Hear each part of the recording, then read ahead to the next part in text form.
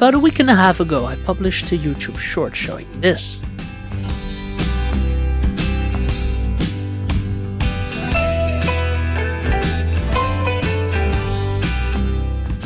Yes, I visited heaven, but it was quite a journey to get there. Starting at Hoofddorp station in the Netherlands, where we waited for the sprinter to Almere Oostvaarders to arrive.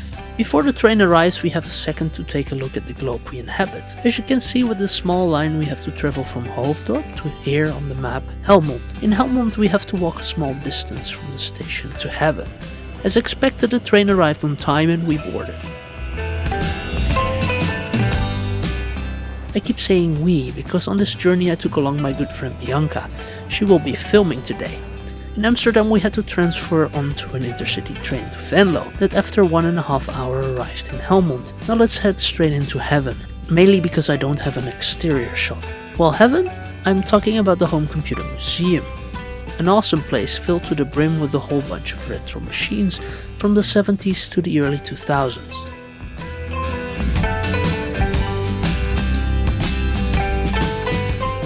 Let's head in, starting with these awesome machines.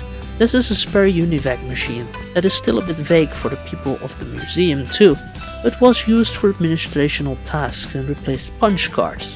On these shelves we see the Holy Trinity, a Zenith data system, a wonderful beauty of an IBM 5110 with 8-inch disk drives under it.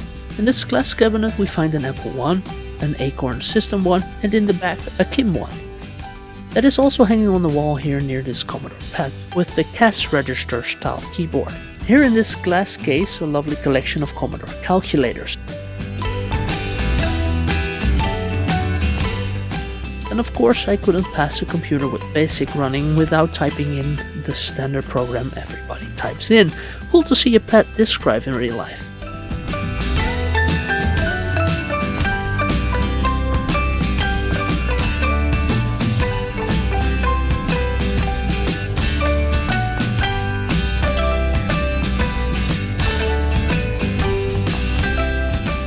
The museum also has a nice collection of different types of media, like floppies and diskettes, but also a whole bunch of hard drives and reel-to-reel tapes which looked amazing.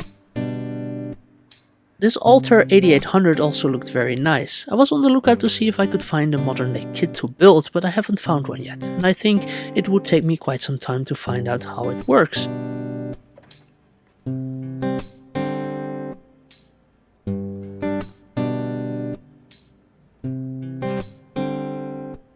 The terminal also looked amazing. It would be cool to hook up a Kim or Apple I to it. And then, behind the corner, we find my personal holy grail, the computer I haven't yet managed to find, an Exidy Sorcerer. This is the first time I had the chance to take a look at one. Lovely keyboard, and this one seems to be connected to a lot of add-ons, like a double disk drive. On the sides of the screen you can see the books made by Teluk, a company that used the Sorcerer for their courses. Let's type something. The keys feel great. Yes, I'm crying that I can't take it home. The display looked a bit weird, like it was part of a very small production run or sort of prototype.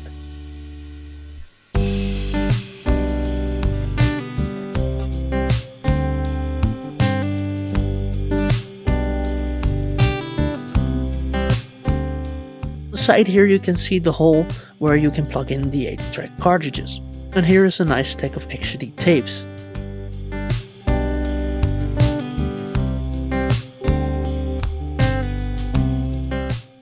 And some lovely user manuals.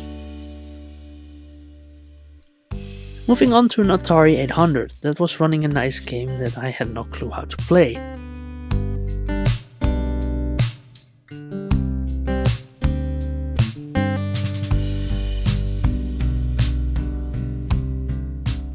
Also there was an Atari 400, great to see the bulky design of both these computers.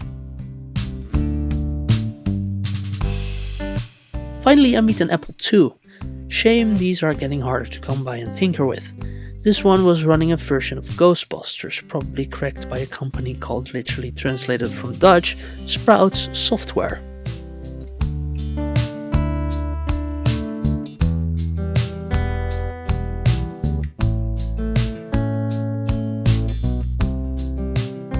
Very cool sci-fi designed Apple II. Some what to appear kit computers.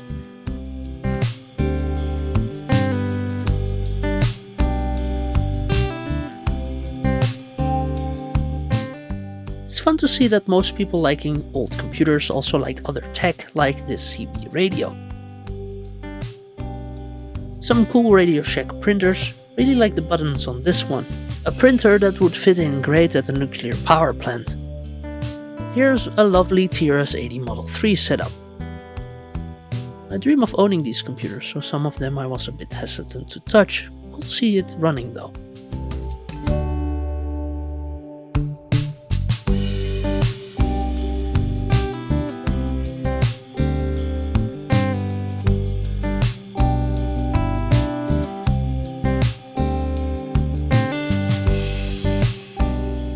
This is a Astor CT80, not a system I'm familiar with, but it looked cool. Probably runs CPN or something. Makes me excited to start working on the MBC and get that one up and running. Who doesn't love the design of these old Radio Shack boxes? Even more TRS-80 computer setup, some I even haven't seen online before. And some of my favorite pocket computers, the Model 100 and the 200. Certainly computers I hope to cover in the future.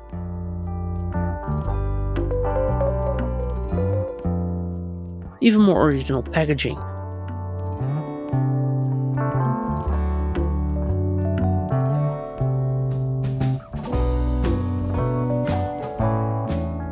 Awesome Sinclair machines, a really lovely HP system that looks like it's from space.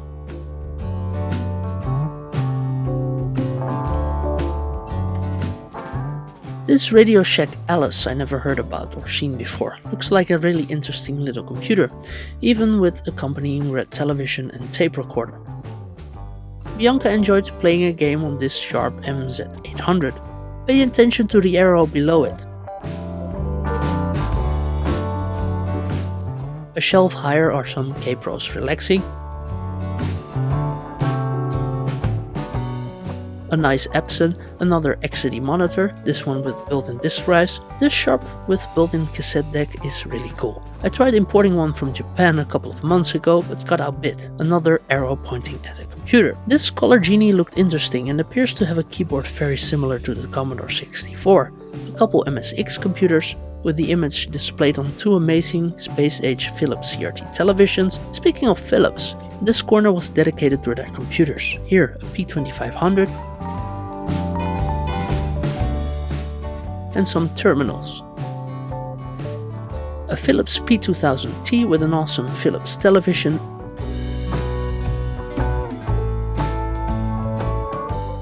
and a stack of the media it uses, micro cassettes. A really cool Holborn 6100, a Philips P2000C, the portable version in the 2000 range. Moving on to this IBM, this computer will make clear why I was talking about the arrows, because I came to this museum with a purpose other than just taking a look at these lovely old computers, but also to take a look at something I adopted. Yes, I adopted this IBM 5150. Although that doesn't mean that I will be taking home this 5150, it does mean I can help the museum in being a workplace for people with poor job prospects. A very nice cause in my opinion. And when you adopt a computer, they promise that they will power it on daily. And boy is this 5150 looking lovely, and it boots Planet X3 quite nicely. And Mrs. Pac-Man was a lot of fun to play.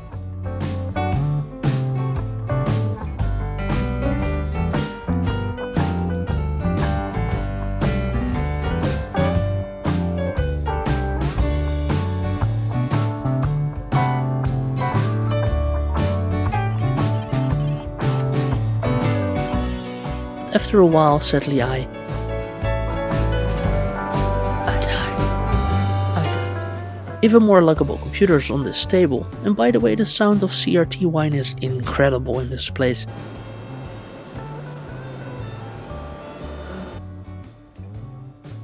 And then there was this IBM 5155.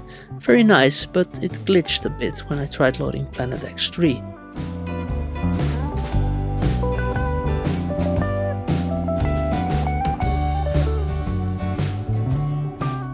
Planet X2 was running fine on this SX64.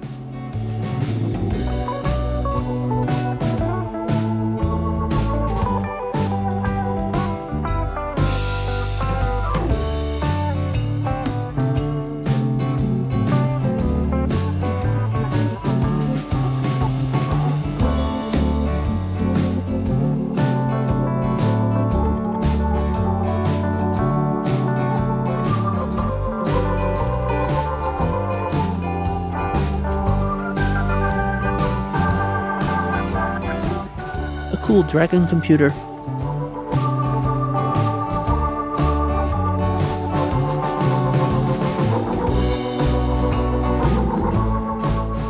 And then these awesome Tulip 1 computers. Really like the design of these.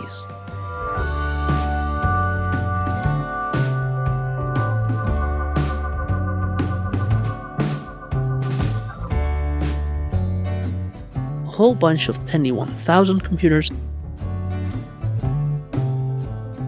And an interesting apricot machine. Then we find a computer on display that would be unmissable in a museum like this, the Commodore 64, with an awesome Commodore display sought after by all Commodore collectors. As you might already suspect, its older brother is not far to be found. The VIC-20 also had a nice setup going on. Recently I got a lot of stuff for the VIC-20, so I'm excited to get the one I showed in a recent unboxing restored to show those off.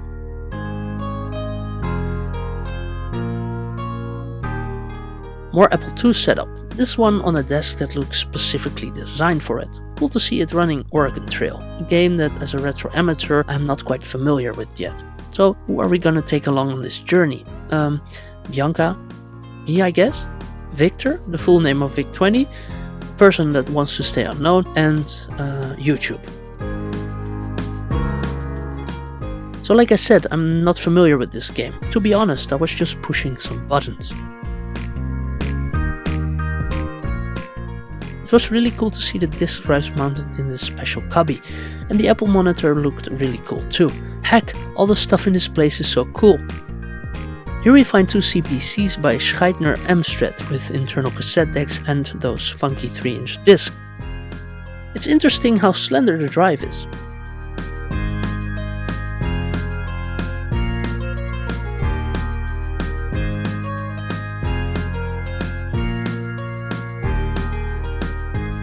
On this shelf is another very sought after piece by Commodore collectors. Cool to see a CompuK64D. I was surprised to see and mainly feel how cheap it is.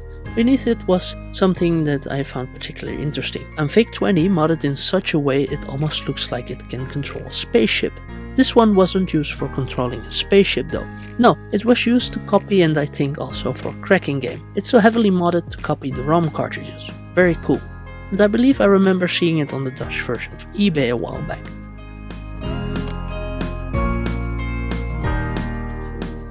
I couldn't resist myself, so I also peeked beneath the wooden lid.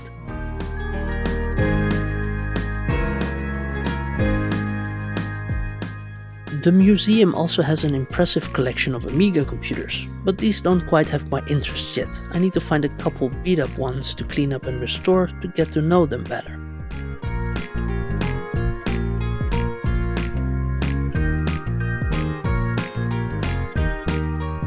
Surprised was I to find this real-life Sinclair C5 in the center of this room.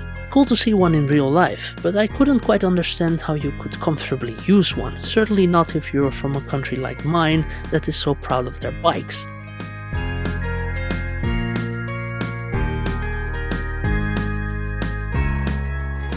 This yellowed Archimedes A310 looked very interesting. The card next to it said that this was the first affordable computer with a RISC processor. It was part of a collection of 3 models. A nice Amstrad PPC512, a very cool Philips PC200 that I wasn't familiar with but I will keep an eye out for, a very industrial looking ABC1600. This is also quite the eye-catcher. It's a computer that was used to design logos for some of the biggest Dutch brands like Heineken, Amstel Beer, Philips and many others. Incredible piece of computer technology. Close to it was this Apple IIGS and Macintosh Plus. A whole stack of compact portables. The top one I also have in my collection and will probably get in computer TLC. A nice Tandy Coco. A 64C and 128D. I hope to find a 128D in the future.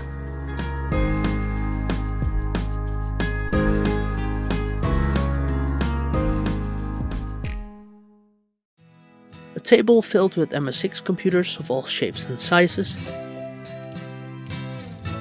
A really cool EX that might be appearing on this channel sooner than later.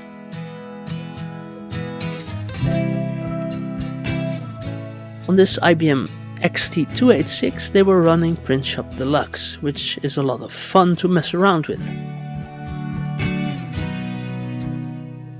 Even more Tulip computers. In the future I really want to make a video on the history of this Dutch computer brand. In the meantime I'm trying to collect a couple machines myself.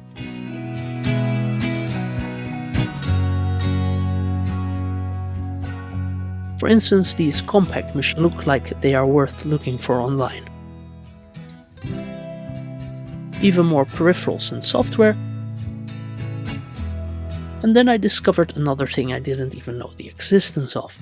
This is a Philips television with a built-in CDI player. Really cool.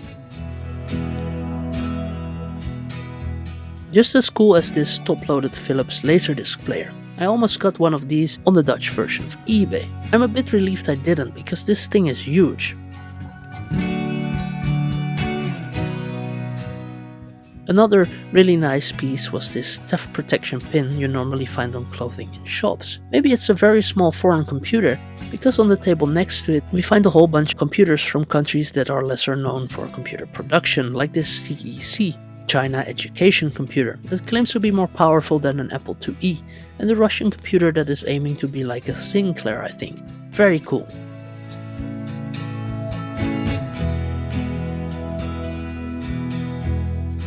More laptops, like this Tandy and the Commodore 286 laptop. I have one of these laying around somewhere with a broken screen and no power supply.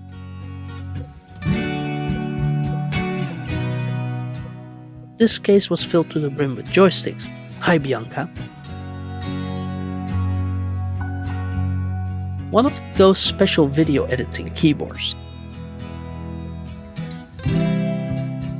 On this table, two awesome NEX machines. Really cool, almost alien looking.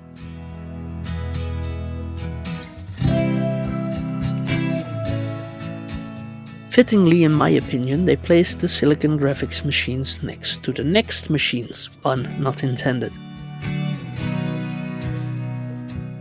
Also, there was this huge Toshiba laptop, with the fattest base I have yet seen on a laptop. Here's quite a unique piece of Commodore technology, a CD TV, a machine that targeted the same audience as the CDI machines. Cool to see the 1084S in black colors. An Amiga A600, an Amiga CD32, a wonderful Commodore flag. Let's return to the Silicon graphic machines for a second. I was surprised to see how big they actually are. It makes more sense, of course, if you take into account the capabilities they had, but all of these appear not to be working. Most of them had post-its behind the front bezels, describing the issues they have. Even more Amigas.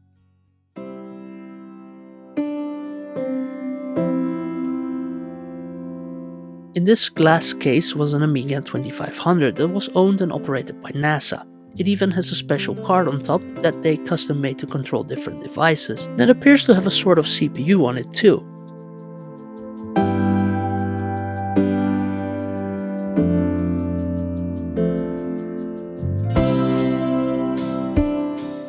Next to it was another Amiga with an interesting story. This Amiga 4000 was picked by Retro Recipes of eBay. While digging around the files on the hard disk, they found that this Amiga was used for television productions like Titanic, True Lies, and a nod to the 2500 for Apollo 13. A green iBook clamshell, and this Thrall that Bianca found particularly interesting.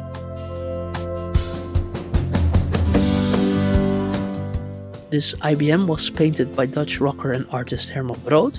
Quite an interesting thing to look at.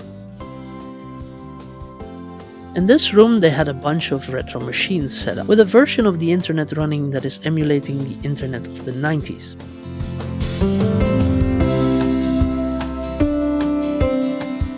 Also in the same room were more Apple machines, like the Apple TAM 20th anniversary machine and the G4 Cube.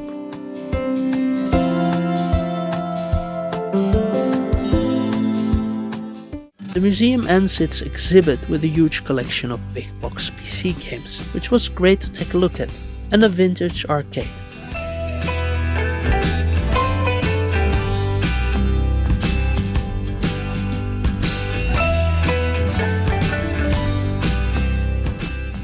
So to summarize, the Home Computer Museum in Helmond is a great place to wander around for a couple of hours, and they serve a good cause. And of course, I'm very proud of my adopted 5150. Let's end this video with some music. Oh, and Sorcerer, I'll see you soon. Thanks for watching.